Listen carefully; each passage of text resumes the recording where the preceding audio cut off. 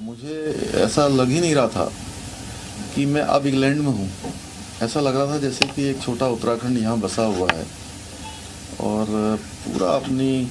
सांस्कृतिक चीज़ों को आगे बढ़ाने का काम, उनकी जड़ों से जुड़ने का काम बहुत ही मैं कहूँ कि संस्कारों के साथ, और स्वयं ही नहीं बल्कि अपने बच्चों को भी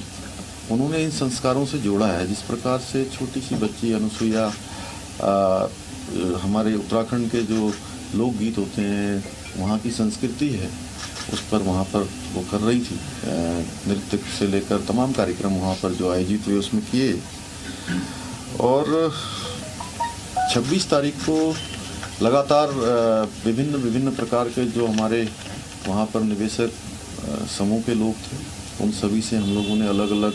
भेंट की, रोड शो के माध्यम से उनके साथ संवाद किया और बहुत सारे करारों पर हस्ताक्षर भी हुए। अलग अलग एक दो करके 1-to-1 मीटिंगें भी वहाँ पर हुई और उन 1-to-1 मीटिंगों के माध्यम से बहुत सारे लोगों ने, जिन लोगों को जानकारी भी नहीं थी कि हमारा रोड शो होने वाला है, जब हम वहाँ पहुँचे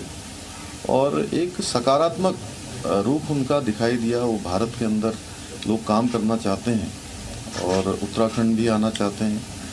और जो हाल ही में G20 की जो समिट यहाँ पर संपन्न हुई है, हमारे आदरणीय प्रधानमंत्री नरेंद्र मोदी जी की अध्यक्षता में, भारत की अध्यक्षता में, उसका व्यापक असर आज विदेशों में देखने को मिल रहा है। किस प्रकार से लोग भारत के प्रति एक सकारात्मक बात करते हैं। एक लोगों का हमारे देश को देखने का नज़रिया बदल गया है। एक लोगों के मन में विश्वास का भाव, प्रेम का भाव, और मैं सच कहूँ तो एक श्रद्धा का भाव भी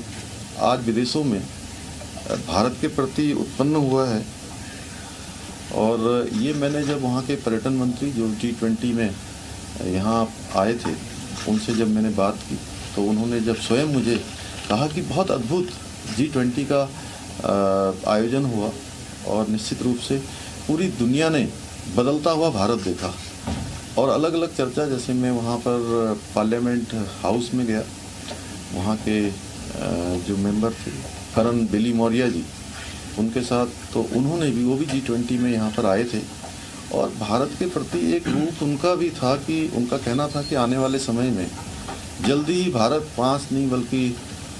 10 ट्रिलियन की जो है इकोनॉमी बन जाएगा और आने वाले समय में दुनिया का नेतृत्व करने वाला भारत बनेगा। ऐसा विचार वहाँ पर लोगों का था।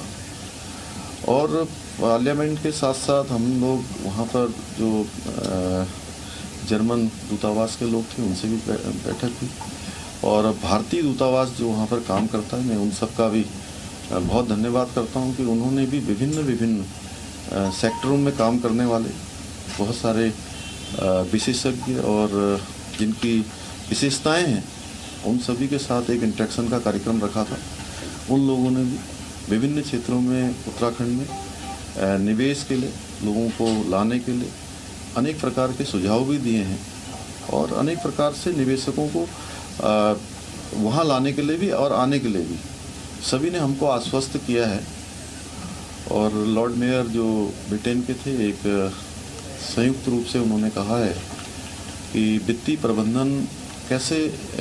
उन्होंने अपने लंदन से मुझे बताया कि लंदन में जिस प्रकार से उन्होंने किया है, उस प्रकार का एक काम यहाँ पर भी हो सकता है। और ब्रिटेन के पर्यटन मंत्री के साथ जो वार्ता हुई, उस वार्ता में हम लोगों ने एक संयुक्त रूप से एक मसौदा तैयार किया है कि कैसे एक जो विदेशी टूरिस्ट कैसे वो उत्तराखंड आएँ और अधिकतम उत्तराखंड के स्थानों पर जाएं। उन सभी पर हमारी सार्थक चर्चा हुई। लगभग 12,500 करोड़ के अभी निवेशों पर करार हुआ है और आगे के लिए भी बहुत सारे लोगों ने कहा है और हमको कुछ प्रस्ताव दिए भी हैं। क्योंकि बहुत सारे प्रस्तावों पर चूँकि एकदम से हमको प्रस्ताव मिले हैं और सभी पर हम तुरंत उस पर निर्णय नहीं कर सकते थे, क्योंकि कुछ आकलन भी करना होता है। तो उनके आकलन करने के बाद, और हमें पूरी उम्मीद है कि जो